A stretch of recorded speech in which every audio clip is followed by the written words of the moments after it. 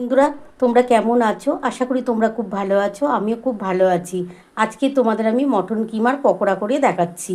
দুর্দান্ত খেতে লাগবে। সন্ধ্যেবেলা তোমরা কিন্তু বন্ধুরা দেখো, এর মধ্যে তোমরা তো দেখিয়ে নিয়েছো মটন কিমার মধ্যে আমি কিন্তু ঝাল লঙ্কার গুঁড়ো দিয়েছি, নুন দিয়েছি, আর 2 চামচের মতন বেসন দিয়েছি, আদা রসুন আর কাঁচা লঙ্কা বাটা দিয়েছি, আর অল্প সামান্য একটুখানি খাবার সোডা দিয়ে দিলাম।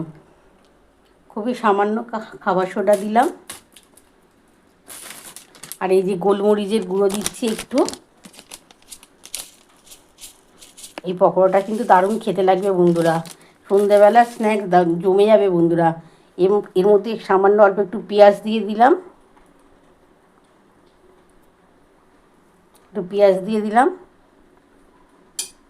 আর একটু কাঁচা লঙ্কা দিচ্ছি। এবার এটা ভালো করে একটু জল দিয়ে ভালো করে মাখিয়ে নেব। নিয়ে তারপর কিন্তু আমি পকোড়াগুলো বানাবো, তোমরা দেখতে থাকো। বন্ধুরা দেখো, আমি কিন্তু পকোড়া করার জন্য মটন কিমার পকোড়া বানাচ্ছি। সেটার জন্য কিন্তু আমি তেল দিয়ে দিয়েছি। তেলটা গরম হলে আমি পকোড়াগুলো ভেজে নেব। বন্ধুরা দেখো, এবার কিন্তু আমি মটন কিমাটা ভালো করে মাখিয়ে নিচ্ছি। তোমরা তো দেখেই নিয়েছো, এর মধ্যে সমস্ত কিছু দিয়ে দিয়েছি। গোলমরিচের গুঁড়ো যা যা দিয়েছি তোমরা তো দেখেই নিয়েছো। এটা ভালো করে মাখিয়ে আমি এই বড়াগুলো বানিয়ে নেব। তারপরে কিন্তু আমি তোমাদের দেখাচ্ছি কিভাবে করব। আর এরকম কিন্তু সন্ধ্যেবেলা যদি মটন কিমার পকোড়া বানানো যায় না, একদম সন্ধ্যেবেলা স্ন্যাক্স জমে যাবে। আর তার সাথে যদি চা কফি থাকে তাহলে তো জমেই যাবে বন্ধুরা। আমি এটা ভালোভাবে আগে প্রথমে মাখিয়ে নিই, তারপর আমি এগুলো ভেজে নেবো। বন্ধুরা দেখো, আমার কিন্তু তেলটা গরম হয়ে গেছে, আর আমার দেখো ভালো করে মাখানোও হয়ে গেছে। দেখে নাও, খুব ভালো করে কিন্তু আমি এগুলো মাখিয়ে নিয়েছি। এবার কিন্তু আমি এগুলো বড়াগুলো করে নিচ্ছি। মটন কিমার পকোড়া কিন্তু তোমরা বাড়িতে অবশ্যই একবার বানিয়ে খেও, দারুণ খেতে লাগে বন্ধুরা। তেল আমার গরম হয়ে গেছে, আমি কিন্তু এবার পকোড়াগুলো বানিয়ে নিচ্ছি। খুবই টেস্ট হয় বন্ধুরা, খেতে দারুণ লাগে খেতে।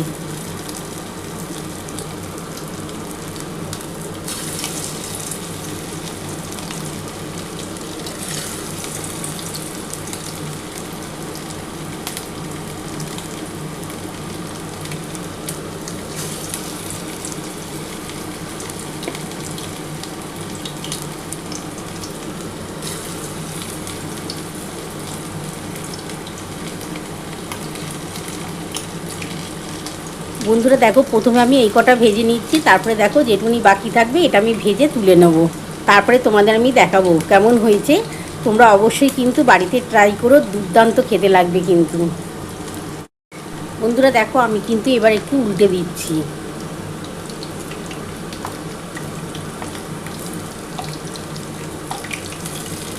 সন্ধেবেলার স্ন্যাক্স কিন্তু তোমরা তো চিকেন পকোড়াও করে খাও, এইভাবে একবার মটনের পকোড়া করে বানিয়ে খেও, জমে যাবে একদম।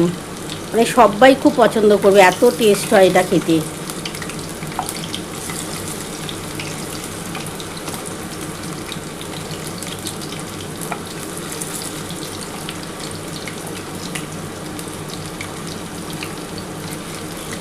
আগে এই কটা প্রথমে ভেজে নিই বন্ধুরা, তারপরে যেটুকুনি বাকি থাকবে সেটা ভেজে তুলে নেব।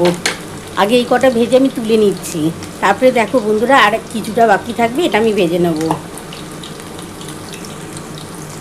বন্ধুরা দেখো, আমার কিন্তু এই প্রথম 5-6 পিসের মতো ভেজে নিলাম। এটা দেখো ভাজা হয়ে গেছে। এবার আমি এগুলো তুলে নিচ্ছি।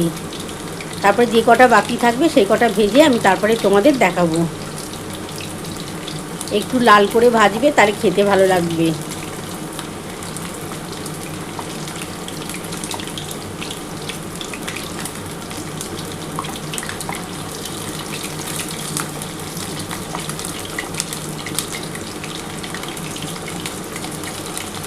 এবার আমি তুলে নিচ্ছি বন্ধুরা।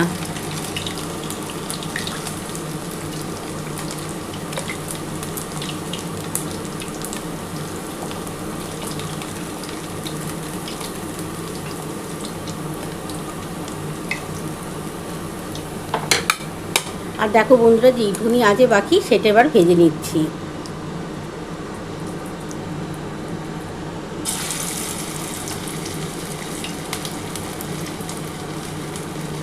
একদম জমে যাবে বন্ধুরা। তোমরা বাড়িতেও অবশ্যই কিন্তু একবার ট্রাই করো, দেখো দারুণ খেতে লাগে কিন্তু।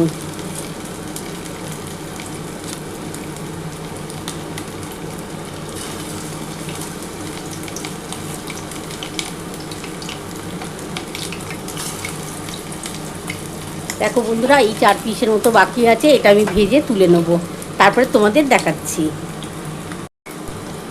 বন্ধুরা দেখো, আমার এই 4 পিসের মতন বাকি আছে, এটা আমি এবার উল্টে দিচ্ছি।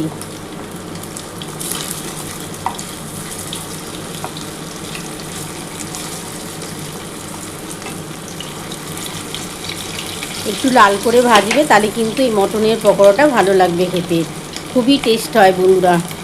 আর এর মধ্যে যদি তোমাদের শসা থাকে, টমেটো সস থাকে বা মেয়োনিজ থাকে, দুর্দান্ত জমে যাবে বন্ধুরা। এইটা ভাজা হয়ে গেলে আমি তারপর তুলে নেবো, তারপর তোমাদের দেখাচ্ছি।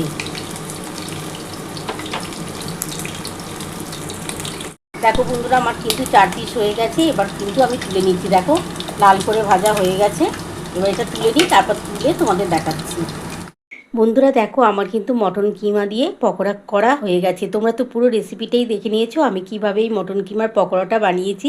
তোমরাও বাড়িতে একবার হলো ট্রাই করে দেখো। সন্ধ্যাবেলার স্ন্যাক্স কিন্তু দুর্দান্ত জমে যাবে বন্ধুরা, আর দারুণ টেস্ট হয়। কিন্তু তোমরা তো চিকেন পকোড়া খেয়েছো, একবার এইভাবে মটন কিমার পকোড়া করে দেখো, দুর্দান্ত খেতে লাগে।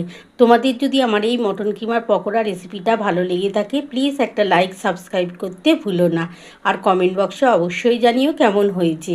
তাহলে এরকম আরও নতুন নতুন রেসিপি নিয়ে তোমাদের সামনে হাজির হব। Thank you.